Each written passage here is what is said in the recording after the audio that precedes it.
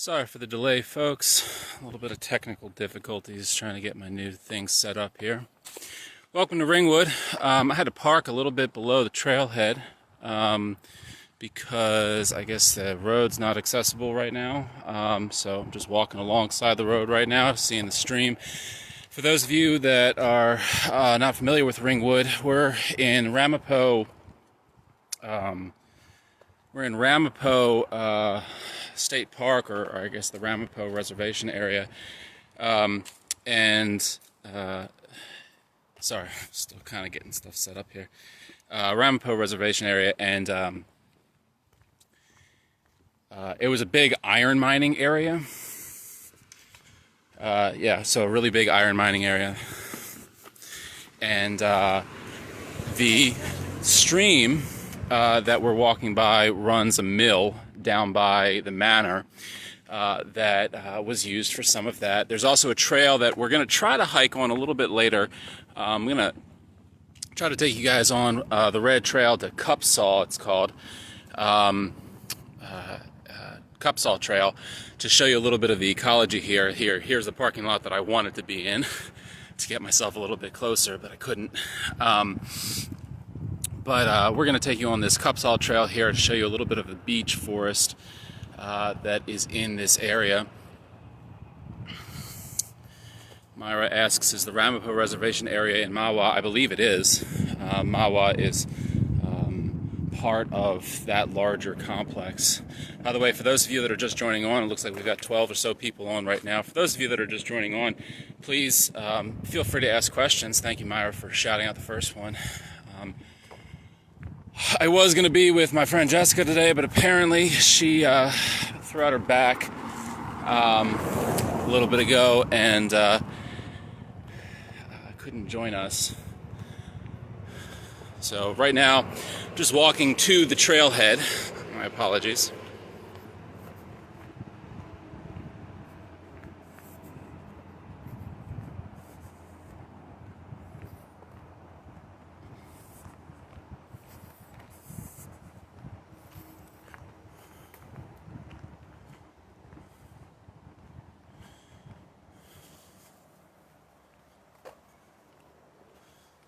We found it, folks. I think we found it.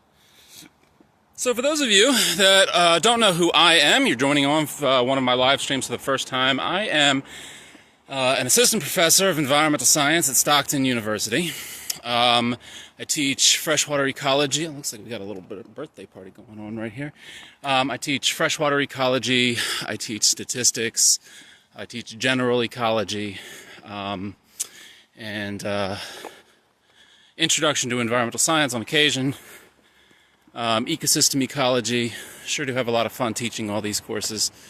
I believe I have to cross this trail right now.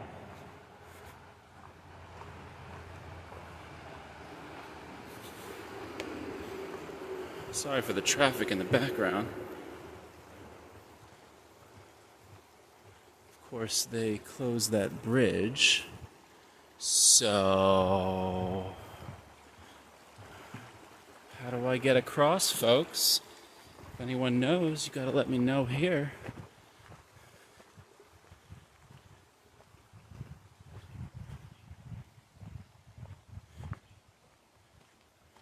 Not sure how to get there.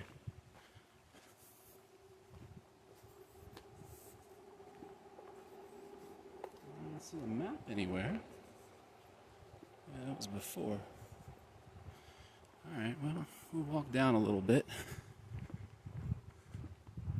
There's the white trail. Well, I know what the white trail is. The white trail will get us to, what is it called? Oh, it's the iron trail that goes all the way to Longwood Iron Works. Nope, that's just a parking area. Oh, maybe if I go down this way, we can get across the stream. We got to get across the stream.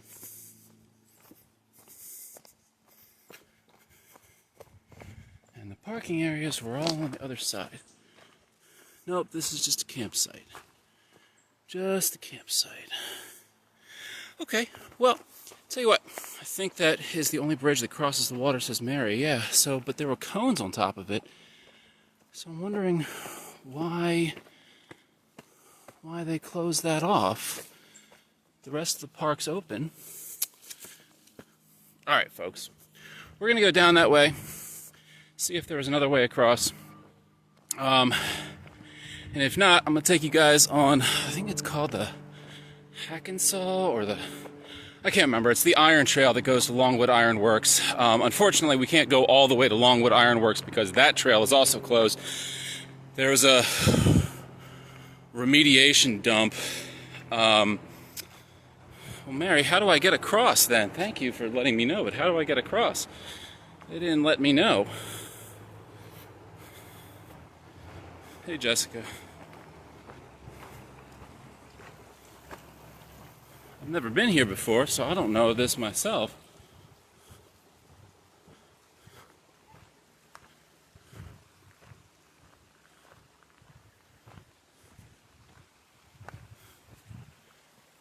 Well, it is falling apart, isn't it? I'll tell you what, guys. I'm going to do something that they probably don't want me to do, which is I'm gonna go over the bridge here. I know it's falling apart. I know that they don't want me to do this. I'm going to be real careful here. Walk along the side where it's... There we go. Alright. Let's do what we had originally planned on doing, folks. Don't tell anybody I did that.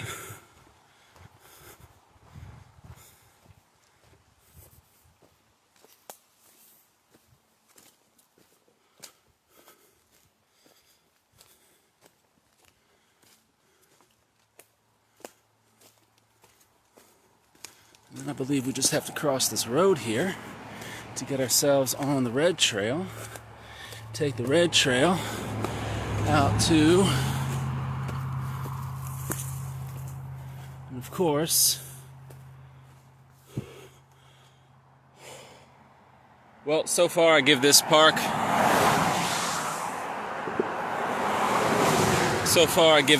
a bad rating. Nothing's marked. Can't find it out. Not sure where I'm going here. If anybody knows any better, let me know.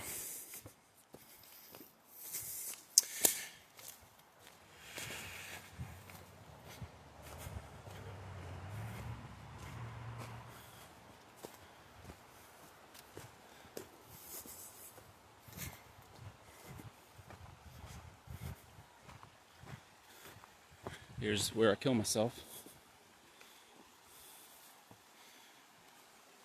Don't do this, folks. Don't do this. Alright, I'm still alive.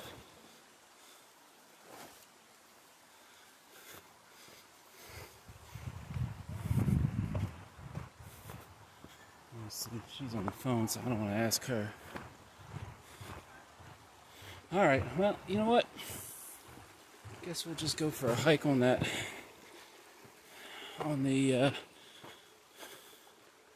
iron trail. Cool, cool, cool.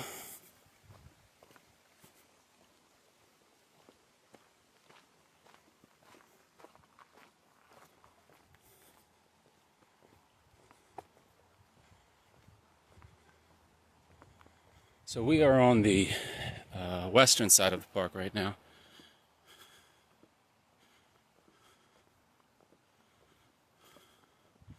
Alright, thanks, Mary. I think I'm just going to do this white trail. It's odd, you know, do all the research I can, but those government websites, they don't get updated very well. Alright, so let's do this white trail. Like I said, I know that this white trail goes out to Longwood Iron Works. It's just a major area where they were mining iron upstate New Jersey. Apparently Ford Motor Company dumped a whole bunch of nasty chemicals in a stream or in a wetland up there, and they had to close off some of the mines for remediation. So we can't actually get all the way, but what we're going to do is we're going to hike out, and this intersects with what I believe is the Manor Trail, or the Yellow Trail as it's marked. And that's a pretty big loop. So, I don't know. We'll figure out that red trail situation. Apparently that was supposed to be a beautiful elevation hike.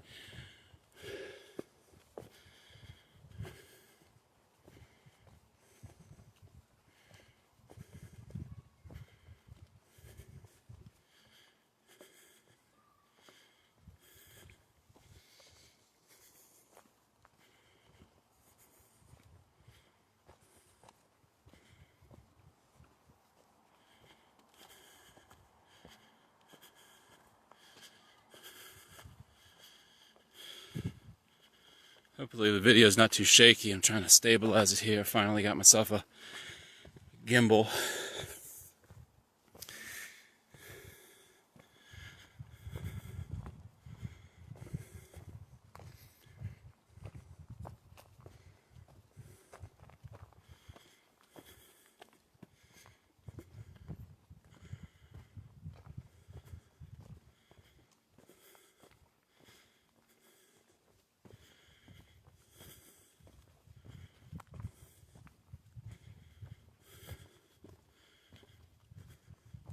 Well, this isn't too bad.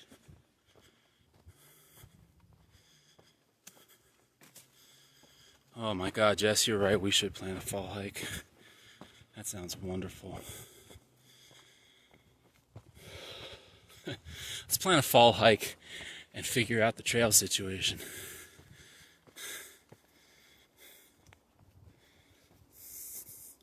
Wasn't too hard to get to this place. Just took a straight shot up the parkway. Straight shot up the parkway and got off at 17 North. Oh, high tree. Gotta go down. 17 North, and then took that towards Ringwood for like, I don't know, forever. I had to actually go above the New York state line.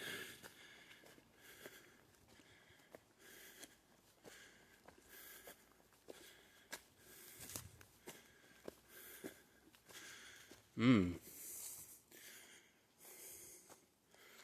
don't know.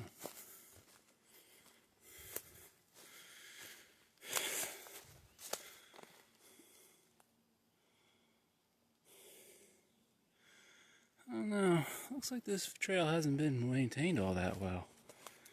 Man, guys, I know that we're in COVID, but jeez. Now, if I weren't on a live stream, man, I'd take this and just hike with my GPS, but I don't have access to my GPS while I'm chatting with you guys on this live stream, so I'm going to make double sure that I don't go off the trail here. So, best hiking technique when you're not sure of the trail. So there's the marker. Alright. Says it's the right trail. I'm going to keep on going then. If I get lost, guys, you know where I am.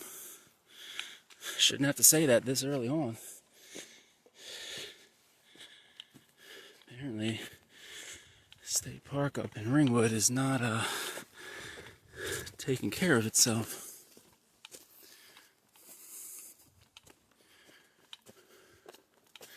Oh no, left or right, left or right.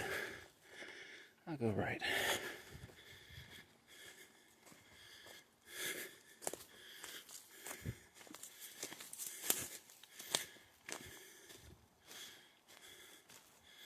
How can you read a trail, Melissa asks. You know,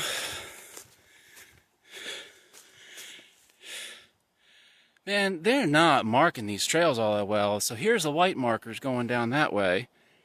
And here's obviously a trail. Guys, what are you doing to me? There's your marker. So, I mean, I'll give you a little bit of my experience in trail hiking. I am not going to be the world's expert by any means. I've just hiked enough trails and gotten myself lost enough and made the mistakes so that I know what I'm doing. So for one, if you're not experienced, you want to try to stay on the trail itself. And most trail markers are going to have this kind of marking.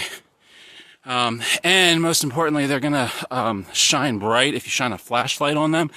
So that way, if you happen to get lost at night, it's not too easy to see these things from a distance.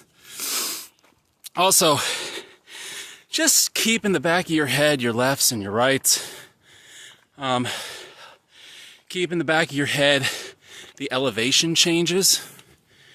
So whether you're going up or down, try to remember that, because the land will really tell you where you're going if you pay attention to it. This is probably one of the most important pieces of education from Hawaiian and Samoan wayfaring. If you ever get a chance to read books on that, and I strongly do recommend it, there's stories of sailors that will navigate the entire Pacific Ocean without a compass, just the stars, but of course the stars are only available at night, so they just use the direction of fish swimming, the direction of the waves. Of course, they use the sun to navigate. And when you're trail hiking, you really just have to pay attention to nature, which is not something I'm doing right now because, of course, I'm talking with you guys, not really paying attention to the trail, so I had hoped that the trails were marked a little bit better. It does seem as though I've found a good marked trail, though. Now, yeah, here's the stairs.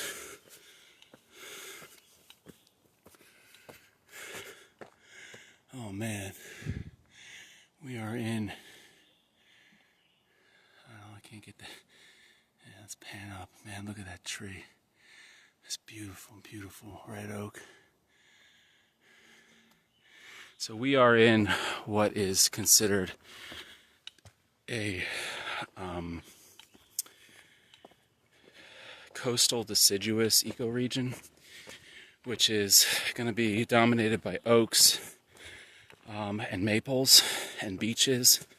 If you get up really high in the mountains, you'll get a bunch of hemlocks.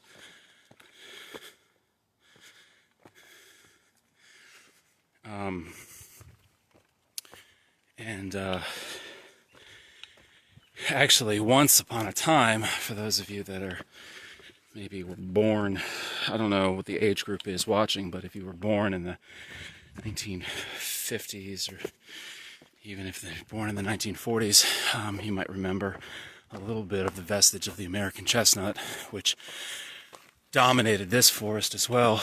About 1/4 of this forest was likely American chestnut. We brought a disease over in, I believe it was 1908 or 1909, called the chestnut blight. It's a fungus that wiped out all of the chestnut trees. The story goes that we actually brought over the blight from trying to bring in Chinese chestnut to supplement the American chestnut industry. American chestnut is really valuable, or at least it was once really valuable, because it's humid out. Because American chestnut wood is rot resistant, has a lot of chemicals in it that make it rot resistant, and so they used to use it for furniture, and a lot of people don't know this, but they used to use it for telephone poles as well, because of course you want something that's straight, and chestnut trees can be straight. You also want something that is rot resistant, and so before they knew all the chemicals to apply to the woods to make it rot resistant, chestnut tree was a great... Thank you, Jess. Chestnut tree was a great tree to use. And of course the seeds were the chestnuts roasting over an open fire that we all know for the holiday seasons.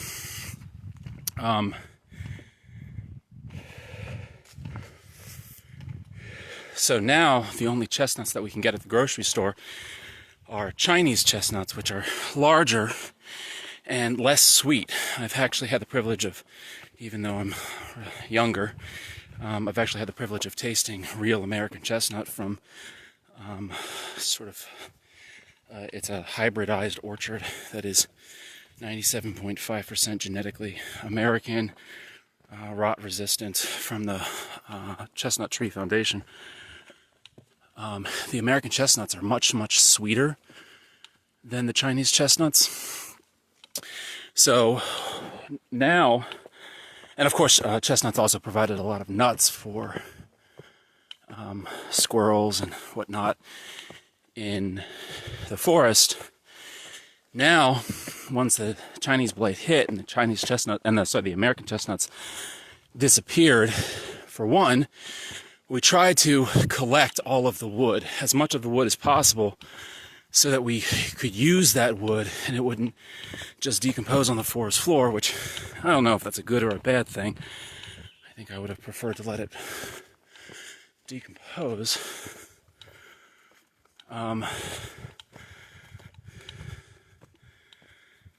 But now there are no chestnuts in the forest. Chinese chestnut doesn't propagate here.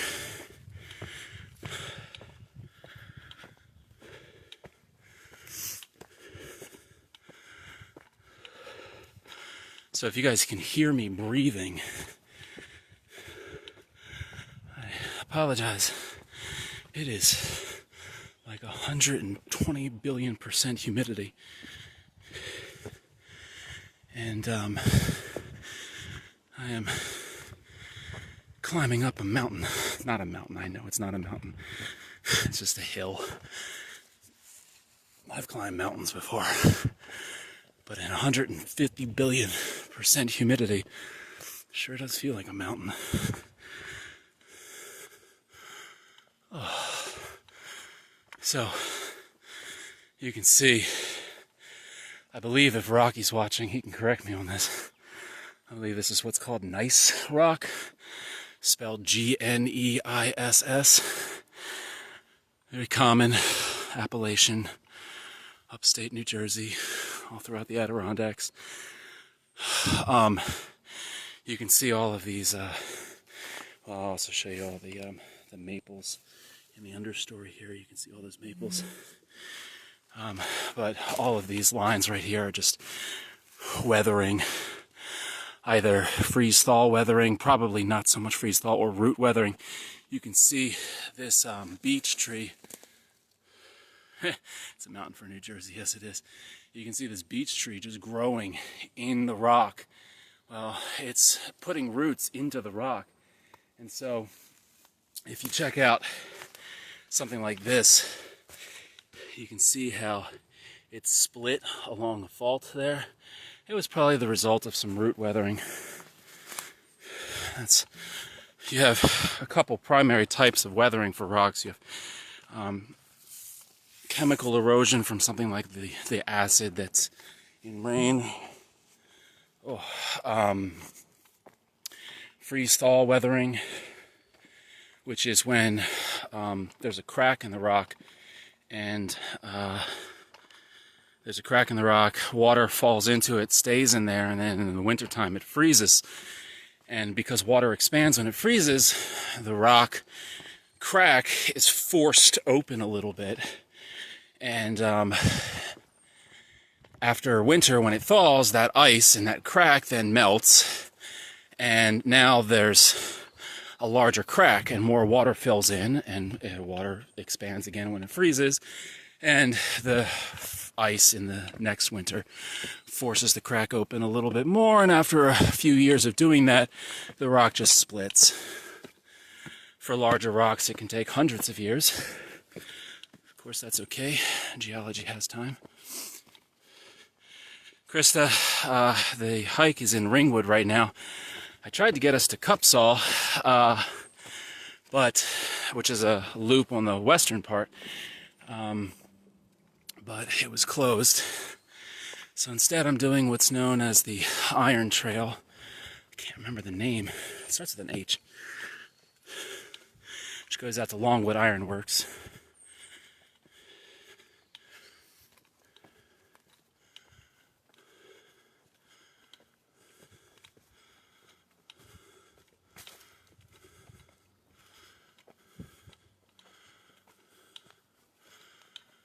if anybody has any suggestions for good trails to hike that are maintained and in cellular service so I can stream it, let me know, and I'll make that into a live hike. I got a lot of criticisms online when I advertise this thing. They were like, oh, virtual hikes, that's not a real thing. Yeah, you're right. I'd much rather have people, there's your white, and there's no white. So I'm gonna go this way. Yeah, I mean, I'd much rather have people do hikes on their own, but God, it's humid out. Who wants to do that when you can just watch this?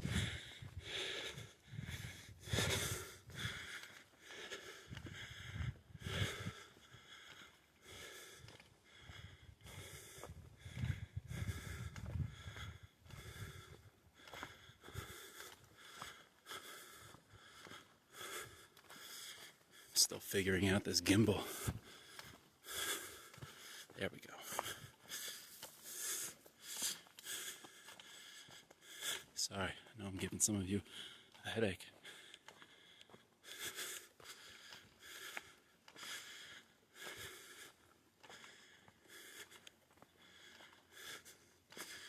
Well, folks, my shoelace is untied and I need water, so I'm going to attempt to balance this on the ground. Let's see if it works while I... Come on.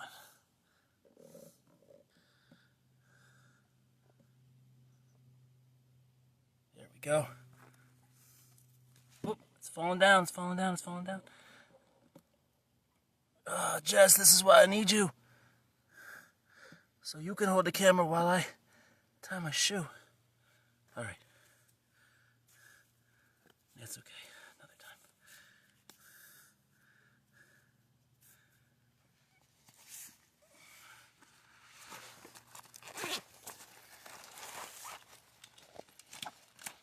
time. Alright. Get some water in me.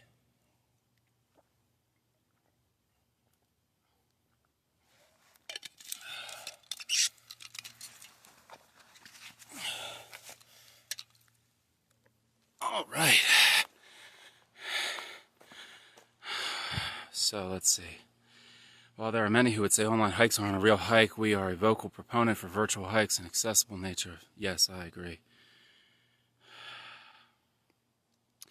I agree, Bill. Virtual hikes do familiarize us with areas. I recommend Fairmont State Park, beautiful hike. All right, cool. All right, folks. Number one rule of hiking, especially in the summertime. Do not underestimate the amount of water that you need. Especially in humidity. That's the only way that your body cools down, is by shedding water. So you need to replace that water. And you need to drink. I teach students in the field and I tell them, especially in hot weather, I better see you drinking every 20 minutes. Because otherwise you're going inside. I don't need to deal with that.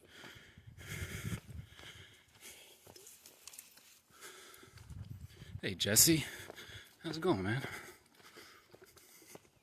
Welcome to my live stream.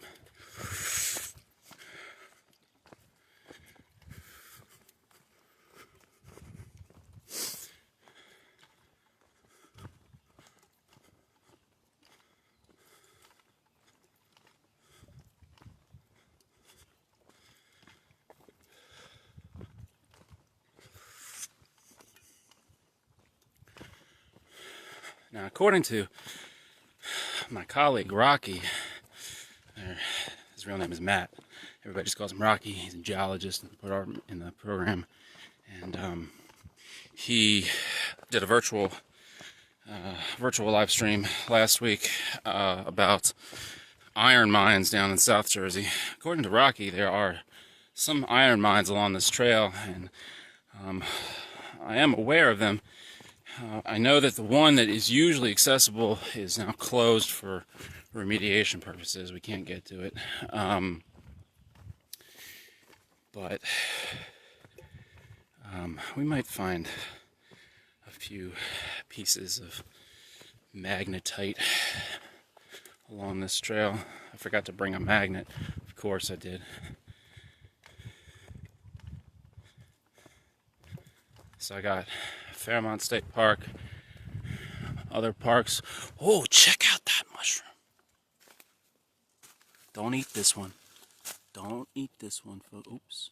All right, yeah, there we go. Don't eat that one. That's pretty, but it'll kill you.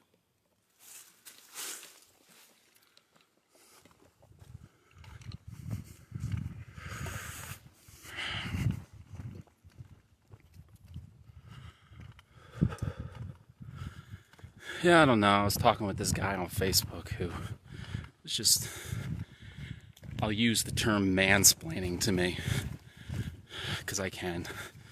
I mean, that's what he was doing, is mansplaining to me how I don't know how to hike on trails and virtual hikes aren't a real thing and everything, and I just, I couldn't help myself. I had to troll back. I was like, well, I do have decades of experience hiking.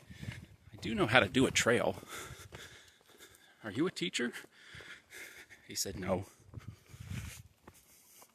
So, just a little bit about the ecology here. A lot of the trees that we're seeing are going to be beech and maple.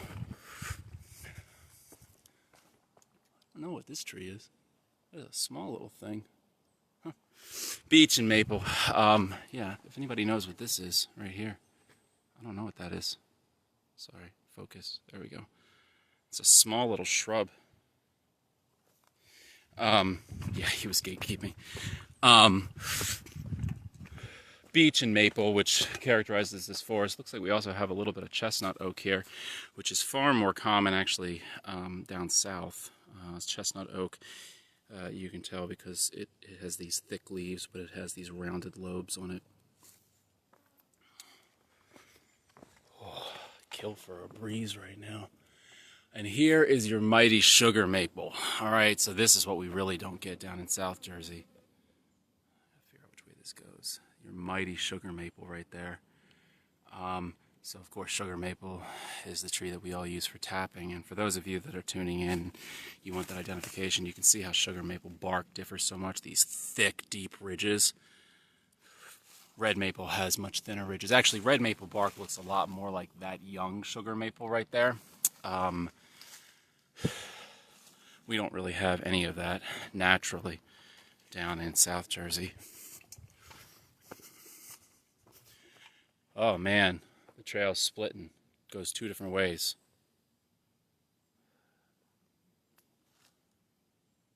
I don't know. Alright, we'll go this way. Thanks for watching, Krista.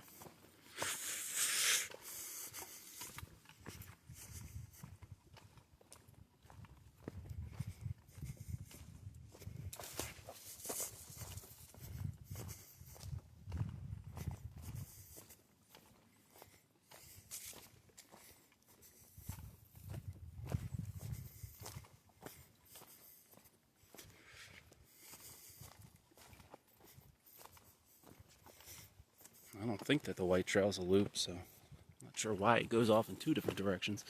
Usually when you find an intersection like that, it means that it's going off in two different directions there, but that's not what's happening, at least according to my recollection of the map.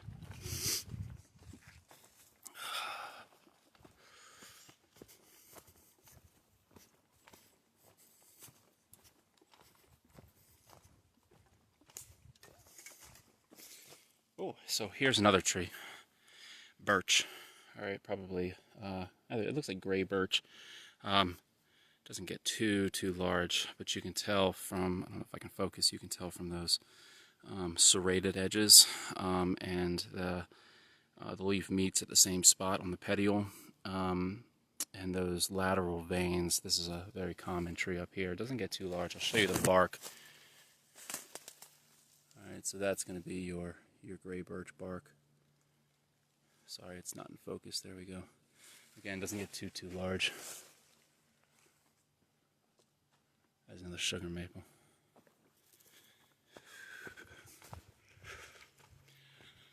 Oh, folks, I gotta let you know, I'm out of shape. Although I don't know how many people can be in shape in 1,000-degree humidity.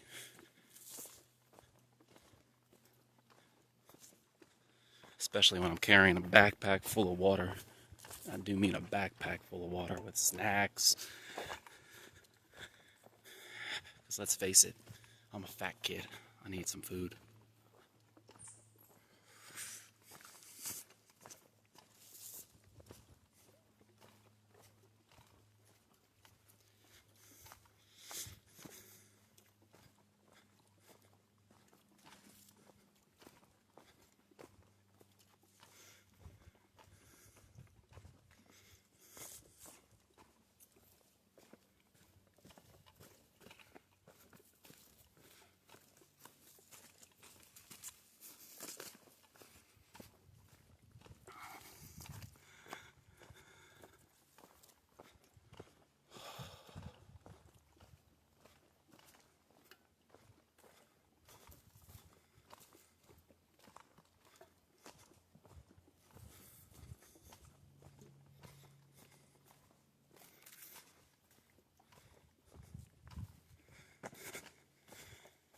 I think there's a pair of pants.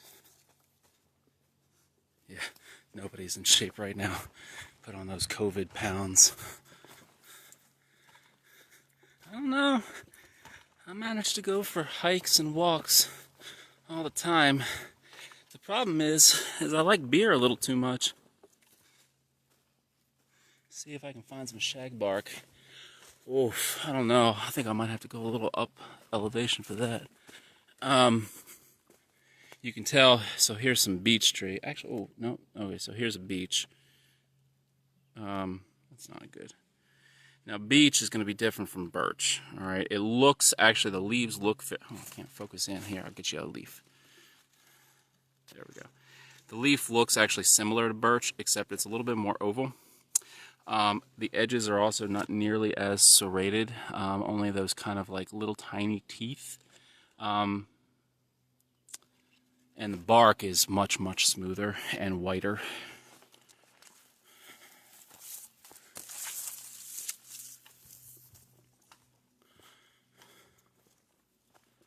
Yeah, I don't know how high this trail is either.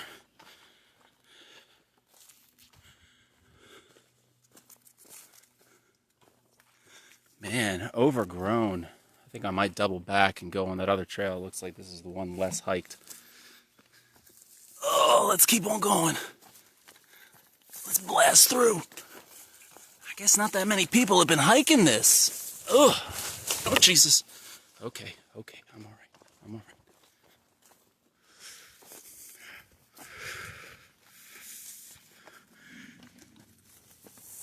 Man.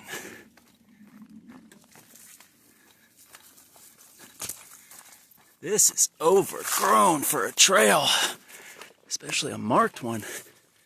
Although I haven't seen any markers lately, so I might double back. Yeah, I think I've run out of good trail here.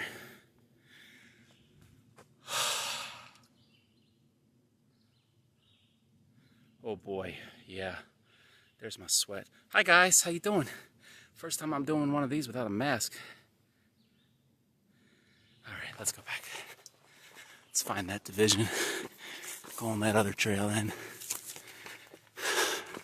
Man, if any managers from Ringwood see this, I gotta tell you, somebody's gotta get out here with like a pair of shears or something to help this trail out, or at least mark the trails a little bit better. Oh, hey, this is a good find. Oh, raspberry. Okay, nature's food.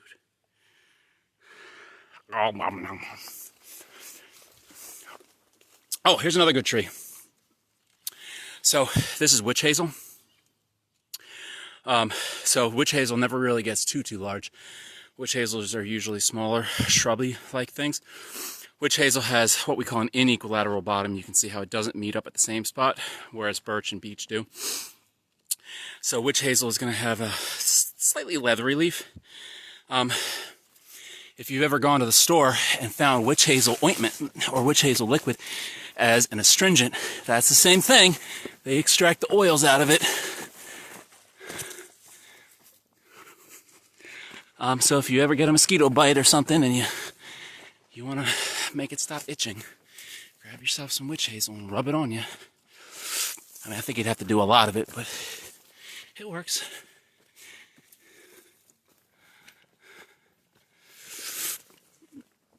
So somebody asked earlier, how can you read a trail? And really, the important thing in reading a trail is knowing how to listen to nature and to your surroundings. When we were hiking in the tropics, I spent about 4 months hiking in the tropics. That was a great time. Not always hiking, I was doing research too. One of the things that you definitely listen for are all the monkeys. Howlers especially. They'll let you know where you are if you just know how to listen to them. Because they don't like you in their area. They also tend to alert people of danger. So you got to listen to them. Definitely follow the elevation, the slope. You can always look at which way moss is growing on trees for north and south directions. Moss tends to grow on the north side, or tends to grow on the side where it's wetter. I mean lichens, sorry, not moss. So you can use that.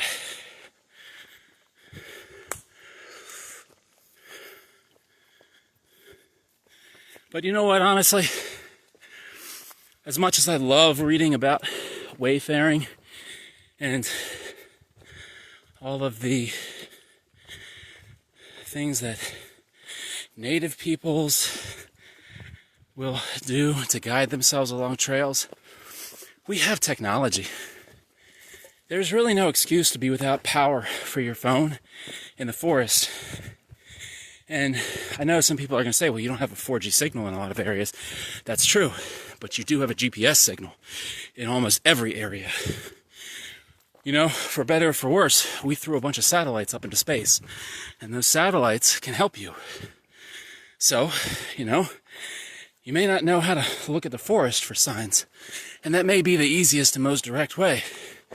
But if you have your phone, just remember to download the map of the area beforehand so that you can look at it with your GPS, which is going to work even when you don't have a 4G signal.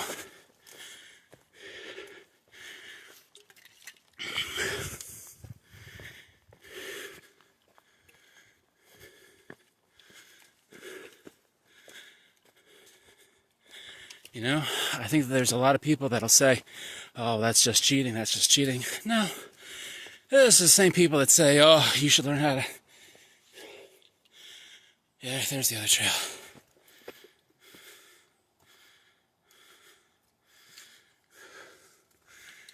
Nice, Jess. Capuchins. Capuchins are the devil. Oh, capuchins are awful. I'll tell you a story I tell my students. So when I was working in the tropics, I was like, I don't know, 24, 25 or something. I was trying to do this experiment where, I won't go into detail about the experiment, but long story short, I had to feed a bunch of these wild pigs this fruit. Oh, sorry, no, I had to feed a bunch of these wild black-backed iguanas, wild fruit. So I biked into this forest area with a backpack full of fruit from the kitchen. And there's a side trail here. And started putting it out for these black-backed iguanas. And I turn around, about an hour into this, I turn around, and there's this band of white-faced capuchin monkeys, which are the devil monkeys. White-faced capuchin monkeys, digging through my backpack to grab all the fruit. They climbed down a tree behind my back, grabbed all the fruit for my experiment, climbed back up the tree, and then stopped, looked at me, and I kid you not, all right, if anybody's ever seen or heard of a white-faced capuchin, they know I'm not lying. They were laughing at me. All right, they were laughing at me. So, whatever. I had a little bit more fruit left. Managed to scare them away before they took everything. And I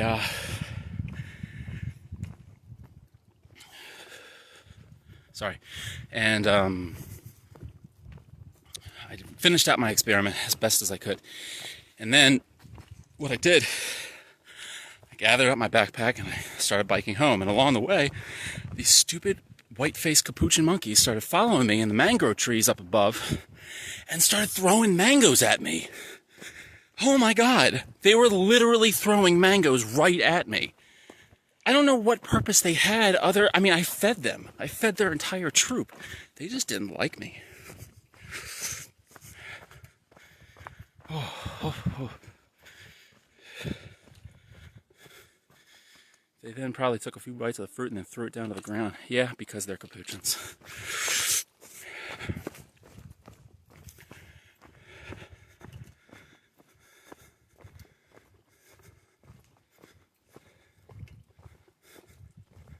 Alright guys, I gotta stop and do a water break.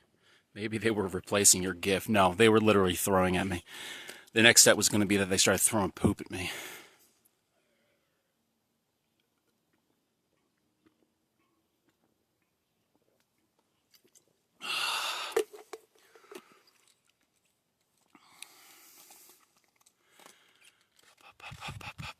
Water break. Water's good.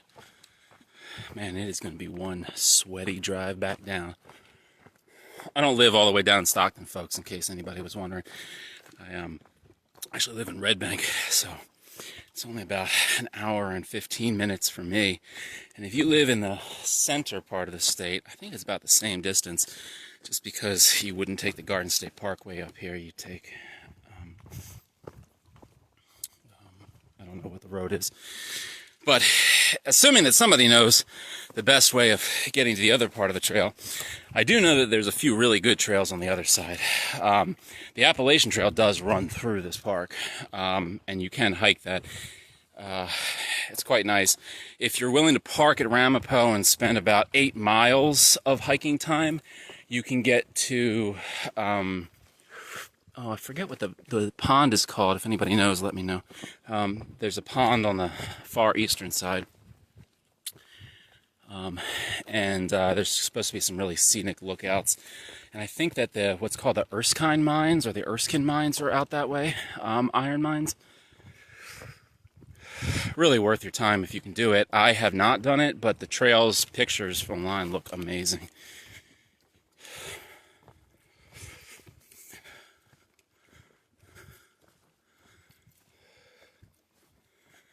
Man, I guess people have not been hiking this.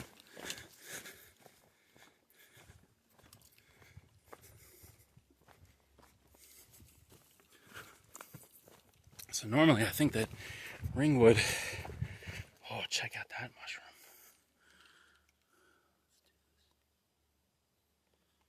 Oh yeah, check that mushroom out. Don't eat that either. Actually, I think that we discovered last week that is one that you can eat. But I wouldn't recommend it. Don't go eating mushrooms. Yeah, I think that's what it's called. Swan Pond, Lois. Thank you. Oh, Aaron says don't eat it. Okay, thanks.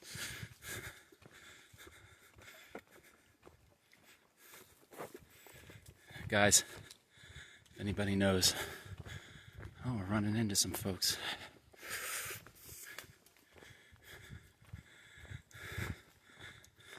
What's up, guys? You're on a live stream.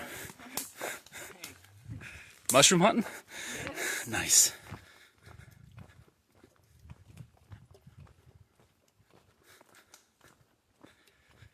This is what I call social distancing. Those are the only people I've run into so far. Oh man, what the heck is this? Come on, guys.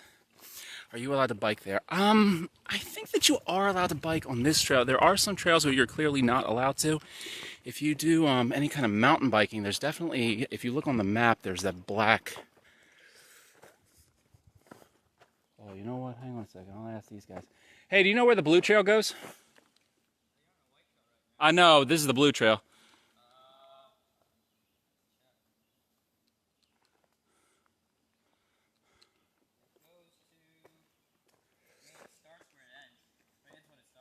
Here, you got the map open. I can't open the map when I'm doing this. Thanks, guys. Oh, okay, so that's the Matter Trail. Yeah. Cool. Thanks, man. No problem.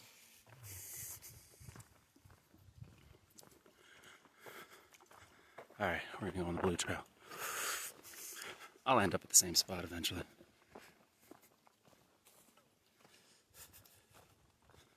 I got enough water to last me until dusk. Although with the rate I'm sweating, who knows? Oh, there you go. The Blue Trail or Crossover Trail. Oh man, I got Jess on the stream. You guide me, Jess. You tell me where I'm going. So I was on the White Trail. Now I'm on the Blue Trail. Alright? Make a left, goes to Sally's Pond. Alright, cool. So yeah. You just got, you guys just got to do research. I did not do a lot of great research going into this.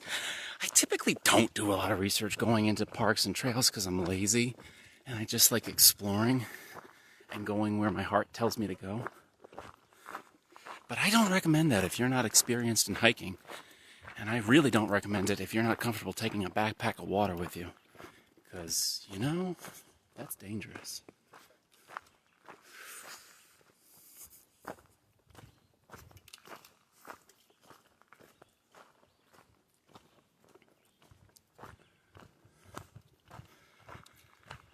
Oh.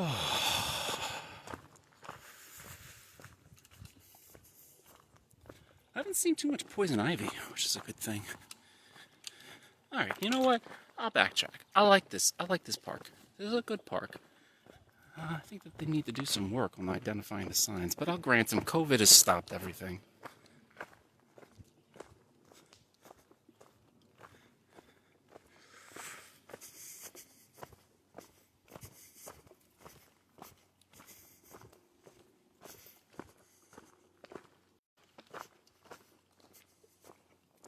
What's my favorite hiking snack?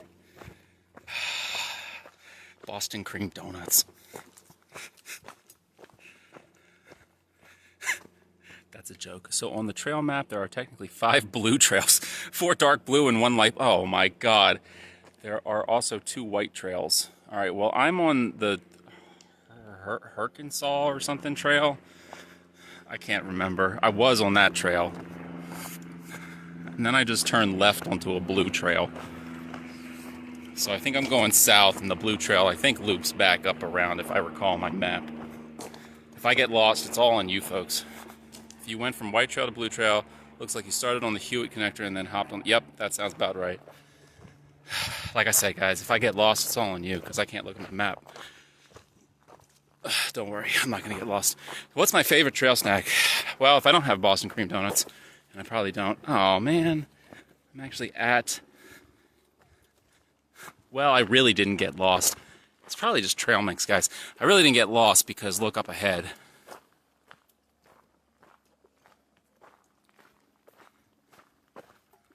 Alright, well, you know what? I found the manor. Alright, well, you know what? As long as I'm here, let's go for a hike through Sally's Pond and Manor, because I'm going to guess that some of you, or most of you, when you get to this park, will want to spend some time just viewing the grounds. There are some beautiful, beautiful mansions here that you can go for a tour through. Not now. They're not open now. But, yeah, there's some really beautiful architecture here.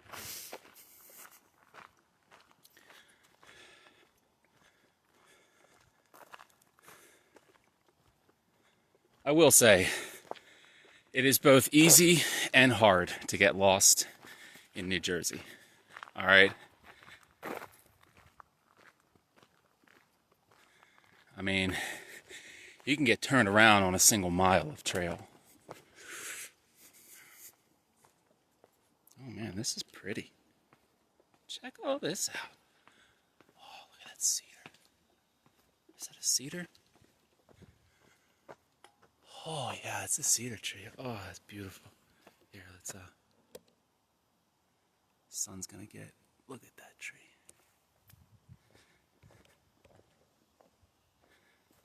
Oops. Oops, oops, oops, oops. Went too far, went too far, went too far.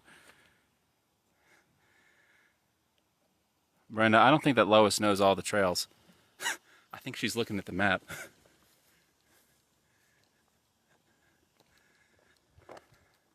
I mean, if she does, that's awesome. I don't know what those columns are for. Apparently you can do weddings here. Oh, I found my car. I parked at, well, it says that I parked at parking lot B, although I don't think that I did, because I think parking lot B was closed.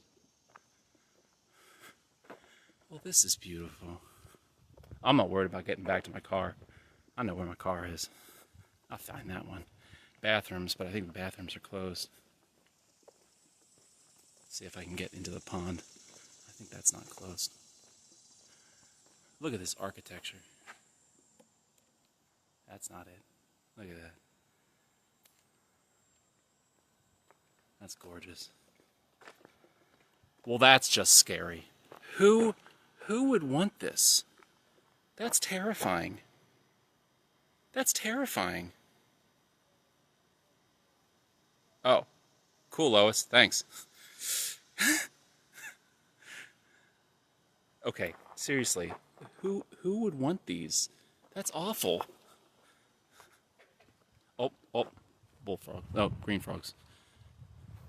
Broken banjo sound is the green frog. See if I can find any. Oh, there they went. There they went.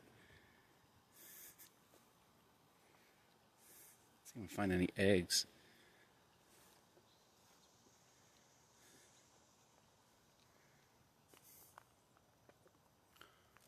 Dragonflies, cattails.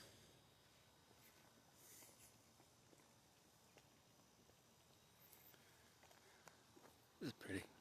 Go to front of building. Okay. You got it. Sorry for doubting you, Lois. I don't know where everybody's from.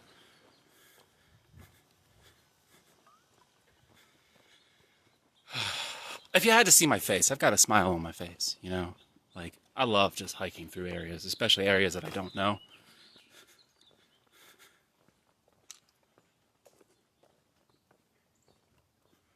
Oh, man. Look at that. Oh, something just rustled.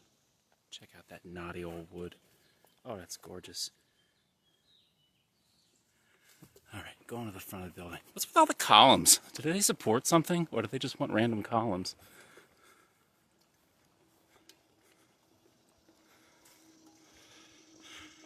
Oh, we've got more weird sphinxes.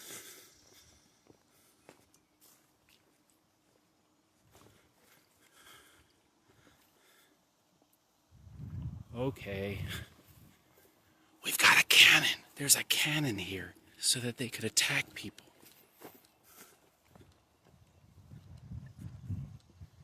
I found a cannon. Wow, that is really gorgeous architecture, folks. Look at that. Look at that architecture. I will see Sally's... Oh, there's Sally's pond. I can never get this right. All right, let's go to Sally's pond. Let's go look in the cannon. Oh, there's nothing in the cannon. Ugh. That's stupid. This tree right here is, I believe, a linden tree. Probably large leaf linden.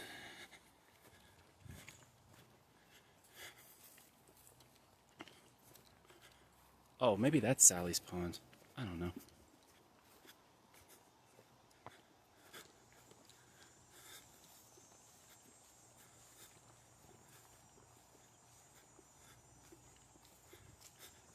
You know, it's also a great way to find out how to get to other trails, is to ask people.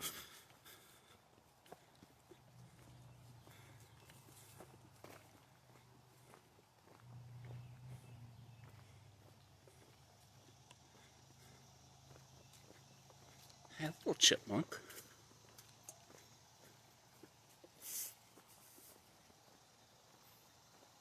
This isn't Sally's Pond. This is too small. I think it flows to Sally's Pond, though. Oh, there's the mill. Or there is a mill. I guess you would call this like German architecture. Am I right? German architecture. Beautiful sugar maple trees.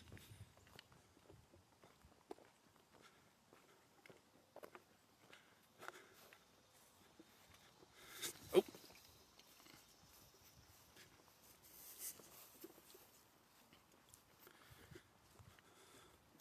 I saw that cemetery.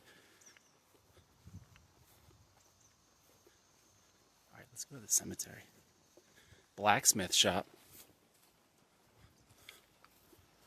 I don't think anybody's making any stuff there.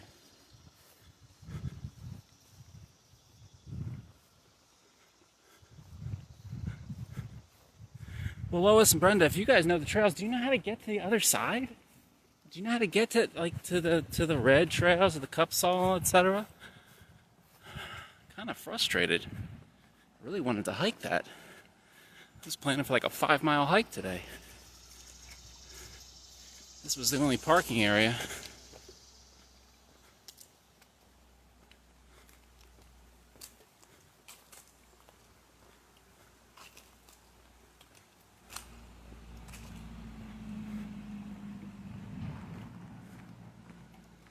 Oh, I see. I see. I think that's the Sally's Pond. There's a waterfall there, right where the big pond is. I think.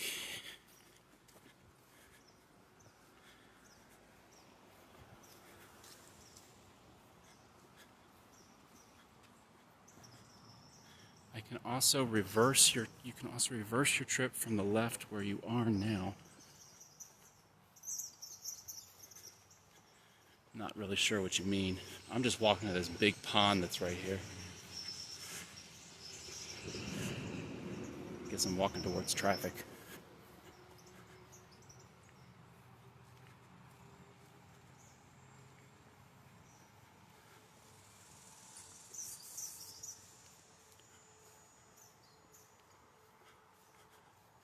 It is so lush. South Jersey's dry. Oh, I see some mute swans. They're nasty.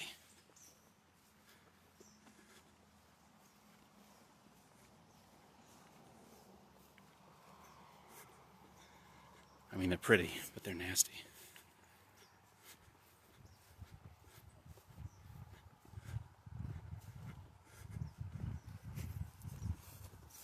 Oh, there's a great tree, man. If you don't know what a sycamore tree is. Oh, that is a big sycamore tree. So large leaves. Okay, sycamore. You can also tell a sycamore, don't kill me, I'm going to ruin the leaf here, but it's okay. You can also tell a sycamore, if you see the leaves on the ground, sycamore leaves have this kind of petiole right there. I go clockwise now around the pool. Okay, I'm going to do it. I think that is this a shagbark? No. Yeah, it might be. This might be shagbark. I just described all swans. Pretty but mean. You're right. Oh, here's some fox grape. Oh, you can see the grapes. Check those out. Big grapes. Big grapes. Not very good. Not Vitis vinifera. Don't eat them. I mean, I think you can eat them. Blackberries! Oh, I'm like a kid in a candy shop. Oh, there's a little bee there. Nom nom nom nom nom. Oh, that wasn't right. I need another blackberry. Oh, there's so many. Okay. Ow! Oh, it ripped my shorts. Ow! Stupid blackberries. Tasty, but mean.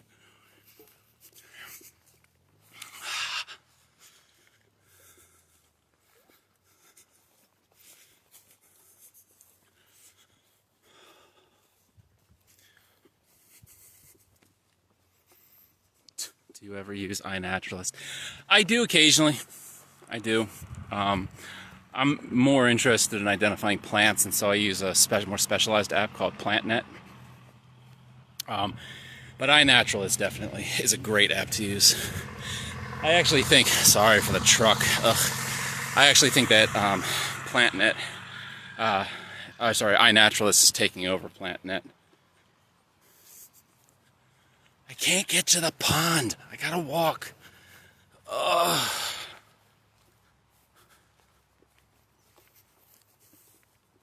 Cooper Union Lake is about 2.5 miles long with overlook over the reservoir. I found the lake! I actually got to go in the reservoir. So for part of my research on microplastics, I contracted with the water quality people there, and they took me on a boat throughout the entire thing. Absolutely gorgeous. Check this out. Oh, that's beautiful. You know, I don't think I like most of the people in this state of Jersey, but I do like the nature in Jersey. Despite being one of the most densely populated places, it sure does have a lot to offer. Between the Pine Barrens in the south and Catskills and Ramapo in the north, oh, it's nice. And you find good people. I think it's a little harder than in most places, but you find good people. Man, look at all the blackberries. Ugh, I wish I had taken my bucket here. I could make some blackberry wine.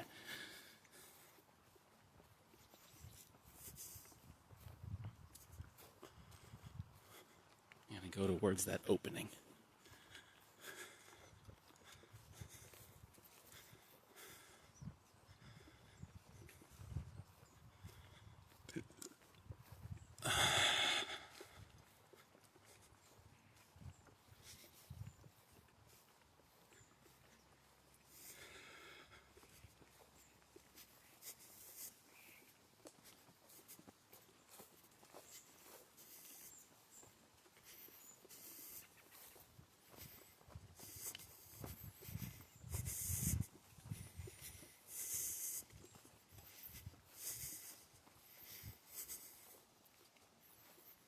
Keep going clockwise, over the dam, through cemetery, and back up to the manor.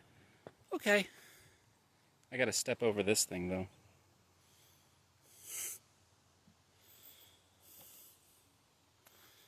Alright, here goes. I'm gonna die. I'm not dead. Okay.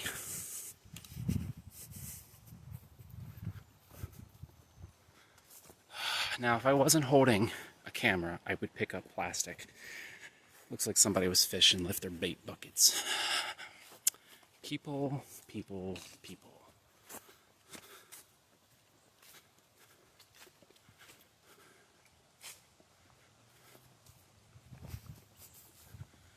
How do I go over the dam?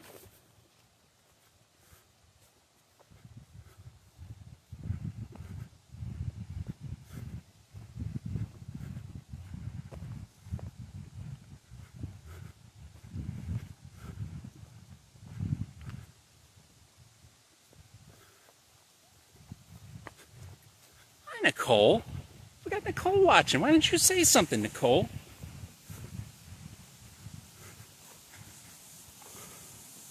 Oh, I see how to go over the dam. Okay, I have to go down. Okay. That's pretty. Let's go over the dam.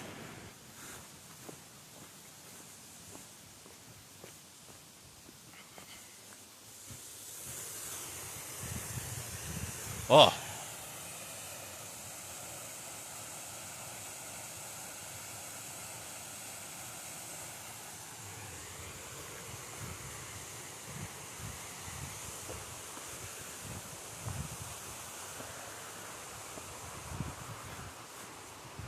Road schmode.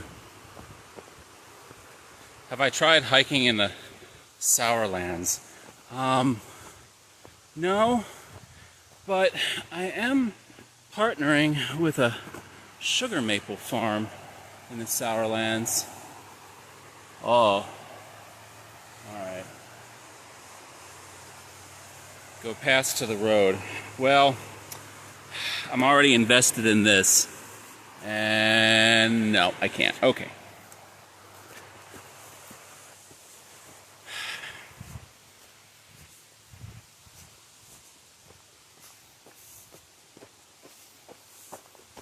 Let's go to the road.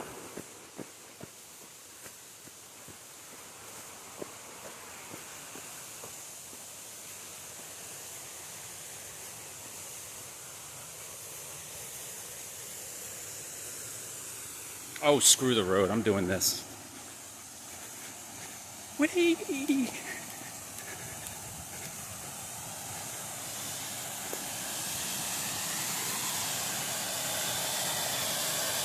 Go. I don't think I am doing this. But look at that. That's pretty.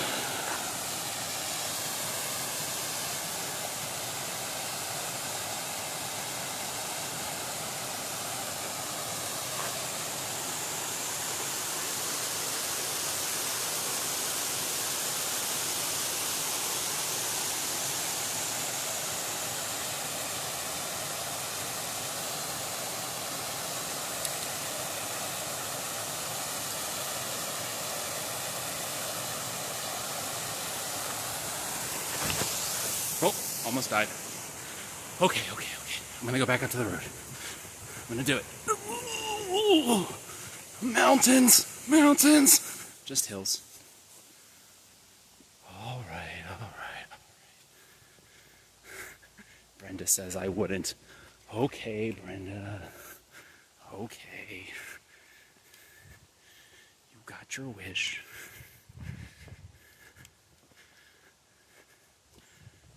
Can't believe I still have 12 people on. That's funny. Just to watch me trip over myself.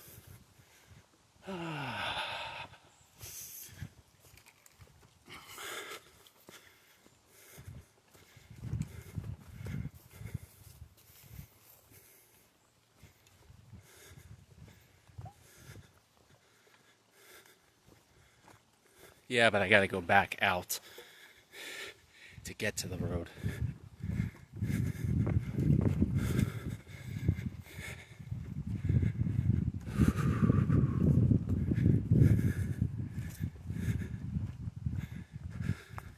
So I didn't catch that. What's the verdict? Do we have blackberries in South Jersey? I think we do. I think we got blackberries.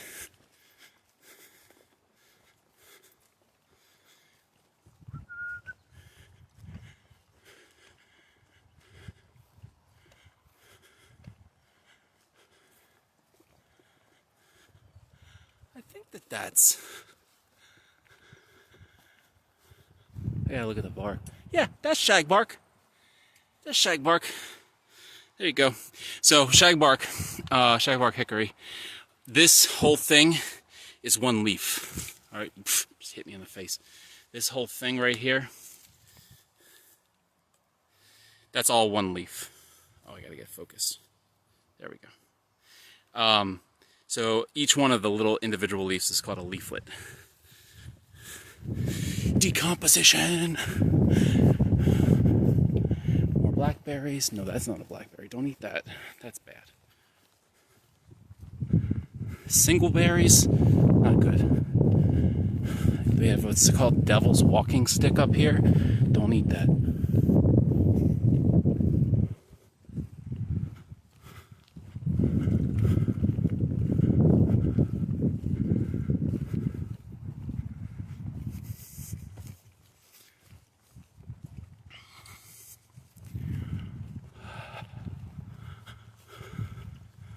Well, somebody said something about a road.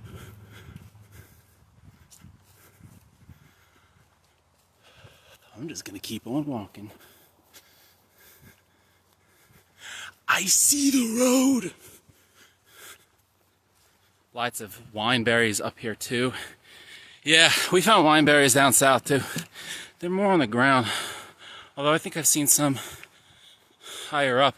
I actually had no idea what a wineberry was until last week. Folks, I'm a scientist. I don't know a lot of things. Anybody home? I don't see anybody.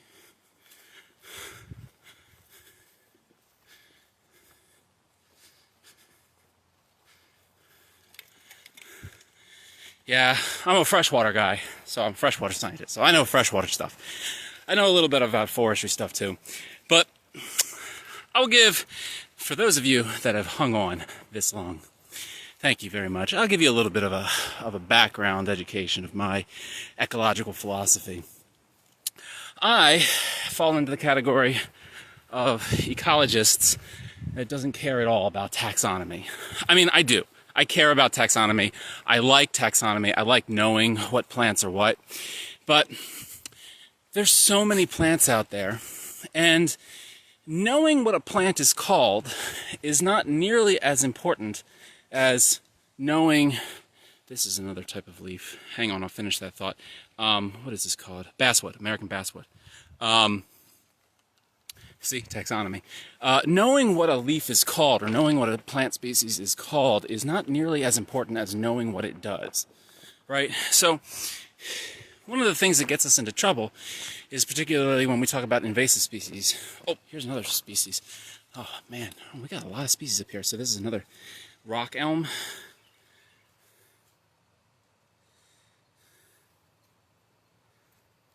Yeah. So when we're talking about invasive species, I spend a lot of time talking to my students about this. Invasive species are not bad, inherently. They're not bad, all right? Invasive species are just species, right? They're doing what plants do. Knowing their names and labeling them as invasive species is not particularly useful, since there's a lot of invasive species that are really good, like honeybees. Guess what, folks? Honeybees are invasive to North America. They are not supposed to be here. They're from Europe. We brought them over.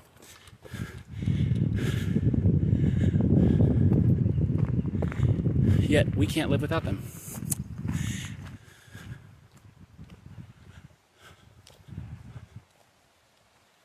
Oh, I'll finish that thought in a second.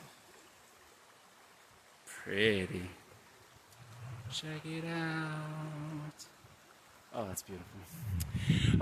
Yeah, so honeybees are invasive. All right, honeybees came over from Europe. We brought them over because of course, we want honey. And now honeybees and bumblebees, collectively, both invasive. Ooh, that's an abandoned little shed right there. Have taken over 300 species of native bees. All right, but we don't bat an eyelash at that. In fact, we're worried about the decline of honeybees because, of course, they pollinate so many of our crops. So I ask you this, right? What's the point necessarily of knowing the species names? Instead, we should know what they do. And here's something to think about. Why did we choose to give a whole bunch of Latin names to species? We could have much more easily chose to just call species by their function. Oh, we're going to do this. Okay. To call species by their function. For example, instead of calling a chestnut tree, or its species name, which is Castanea dentata, I'll say that again slowly, Castanea dentata, why not call it a spiky seed-bearing tree from temperate forests that grows really tall with rot-resistant wood? I know that sounds a lot longer, but the phrase Castanea dentata, it's meaningless. So we spend an awful lot of time taxonomically categorizing trees, yet those taxonomic names don't actually tell us much about the tree or the species in general itself. It just gives us a placeholder for that name. Now, so if there's any scientists in the crowd listening in, phylogenists, of course, one of the immediate arguments is, well, knowing how species are related to each other is very useful, because if we know that one species is related to another species, we can immediately identify some characteristics of those species. But I gotta tell you, we can do that without having to teach all of our students all of the very specific names of all of the very specific plants. All right, that's enough. I won't rant anymore. Let's go back to the waterfall. This is my first time here, so, and I'm a freshwater guy, so.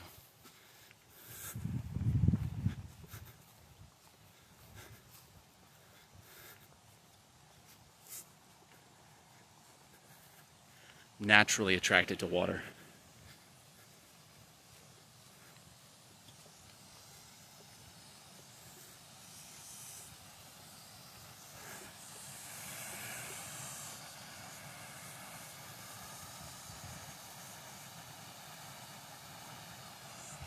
No problem, Kim. You're welcome. I do plenty more of these hikes. Last week we did a hike through Brendan V.T. Burns. The week before that, I did a demonstration of maple tapping. The week before that, I can't even remember what we did. Oh, Margate Diamond Terrapack research, Diamondback Terrapin conservation research. Just try to do something unique. Next week we are going to do a night by the bug lamp. I found the cemetery. A night by the bug lamp with my friend Jamie, who is an entomologist at Stockton. Hi, bee. I mean, I get that they're invasive and everything, but they are cute. Okay. A night by the bug lamp where we're going to turn on a high-powered light at night over a white sheet and see what shows up. Trust me, it's not just going to be your mosquitoes. You're going to see a whole bunch of other stuff like moths and whatnot. Yeah, let's go see the headstones. Looks like we got some old ones here. Oh, I guess this road runs up to where I came back out of the forest. I gotcha.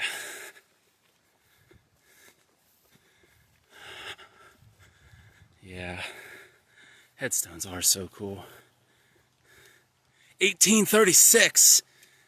Oh, I gotta go down, sorry. 1836. 1848.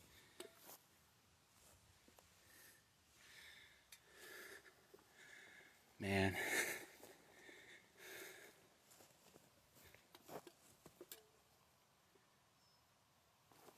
Oh, something just bit my leg. 1813.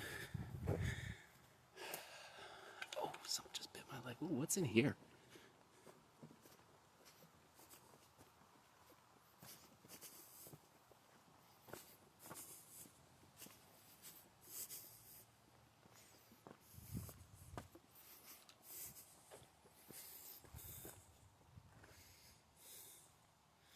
Man, the mosquitoes are going after me.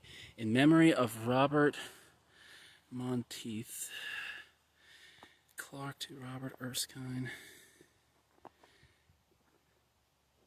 1778.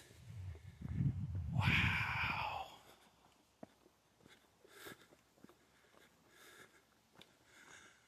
Okay, I gotta keep on walking. Oh, that's another tree. I think, if I am not mistaken, that is a magnolia, cucumber magnolia. Alright, let's keep on walking. Man, look at all these gravestones. I wonder what the oldest gravestone is.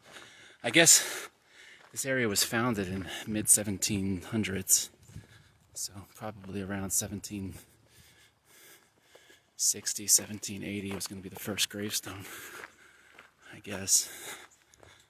Pretty cool. Here's an interesting thought. Man, I can't believe that you guys have stuck on this long, but since you have, here's another interesting ecology thought.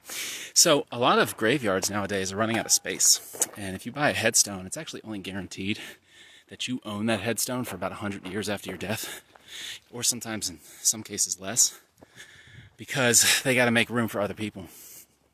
And in this country, we tend to think that that's weird. But in other countries like Europe, that's actually not that weird. If anybody has ever been to Paris and you've gone underground into the catacombs, you know that they had to dig out all those gravestones, all those graveyards, to make room for Paris as it expanded. All of the bodies that they dug up, they put underground into the catacombs in Paris. Well, we're starting to do that here. You drive up the Parkway and you see those gigantic graveyards off of near the Oranges in south of New York City. We're running out of space, right? We got to put bodies somewhere, so we wind up digging up bodies that are over 100 years old. I know it sounds sacrilegious, but at some point we got to figure out what to do with all of our humans. It's not to disgrace or say anything about the memories of the people that died. Of course, we would love to remember those people, and they do respect the bodies and they respect the gravestones, but we're literally running out of space.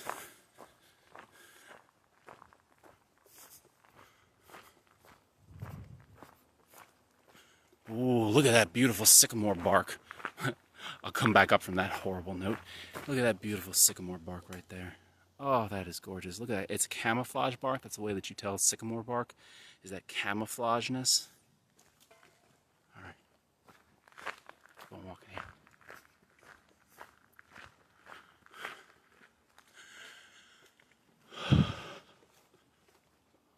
Oh, I think this is, yeah, this is black walnut up here. Yeah, that's black walnut. And a wildflower management program right here.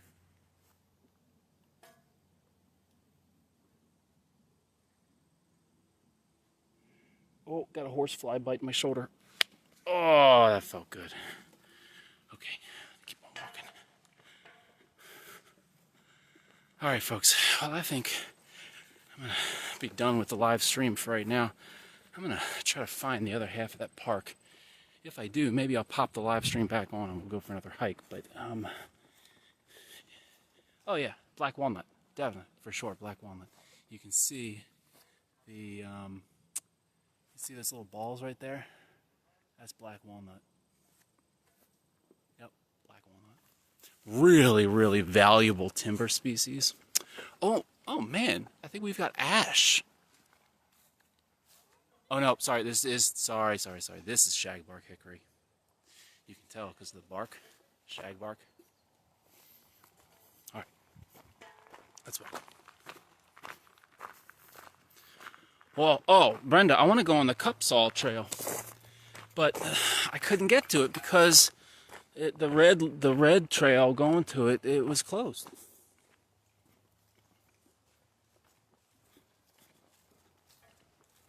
I don't know, you must have come on a little late. I was trying to cross over. I couldn't get to it. The bridge going over the stream was closed. I'm not sure what the deal was. I could go in from the south around the botanical gardens, but I'd have to get in my car and drive. I thought there was a way to get there from here.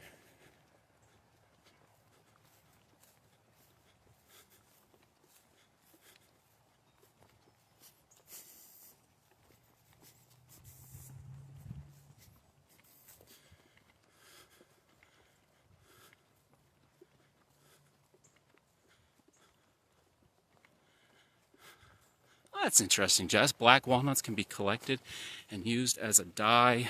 Plus, you can make flour from the nuts. Make sure to wear gloves because black walnuts stain. Yeah, they do. I also don't think that they're all that tasty. The timber, though, is really valuable. If you have black walnut on your property, you can get, like, I think thousands of dollars for a decently sized tree.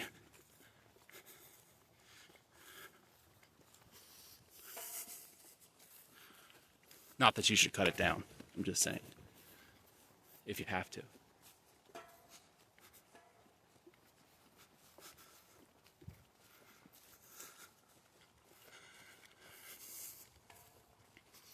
Oh, I found those creepy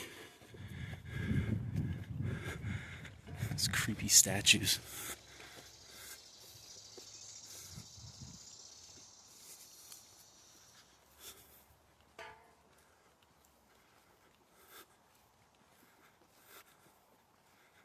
Oh, these aren't the really creepy ones. The really creepy ones are on the other side.